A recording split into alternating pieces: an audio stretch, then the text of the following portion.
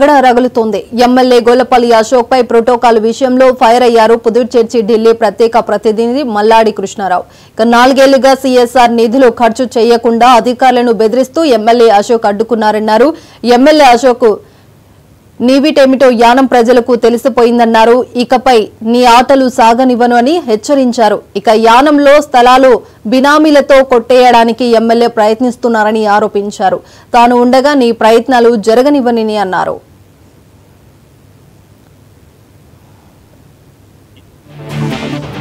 ఎంత కష్టమైనా సరే ఏ ఒక్కరికి జడిసేది లేదు. ఎంత కష్టమైనా సరే అనుకున్నది సాధించే మనిషి ఈ మల్లాడి కృష్ణారావు తప్ప నీలాగా అబద్ధాలు చెప్పి సమోసాలతో గెలిచాను, వాటర్ బాటిల్తో గెలిచాను, లేదంటే నేను ఇదితోటి ఇచ్చేసానని చెప్పుకునే మనిషి కాదు. నీకు మంచి టైటిల్ పాండిచేరిలో ఇప్పుడు వచ్చింది. ఈ క్రిమినల్ మనిషి అని చెప్పేసి నీ ఎమ్మెల్యేలు నీ చుట్టూ తిరిగి వాళ్ళే పాండిచేరిలో చెప్తున్నారు.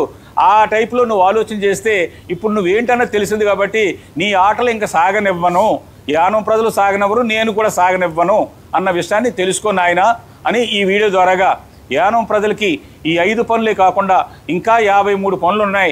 ఇక్కడ నుంచి వారం రోజులకి వర్క్ ఆర్డర్ ఇచ్చి వర్క్ మొదలుపెట్టే స్టేజ్లో మీ ఏరియాలో ఏ ఏరియాలో అయితే నేను మాట ఇచ్చానో ఆ మాట ప్రకారం ప్రతి ఏరియాలోనూ పిల్లలకి 8 స్కూళ్ళు స్మార్ట్ స్కూల్గా చేసే పనులు కూడా డిసెంబర్ 3వ తారీఖున టెండర్ ఓపెన్ అయిన వెంటనే 15వ తారీఖు కల్లా ఆ పనులు కూడా మొదలు పెట్టించి ప్రతి పని కూడా చేయించే బాధ్యత నేనే తీసుకుంటాను.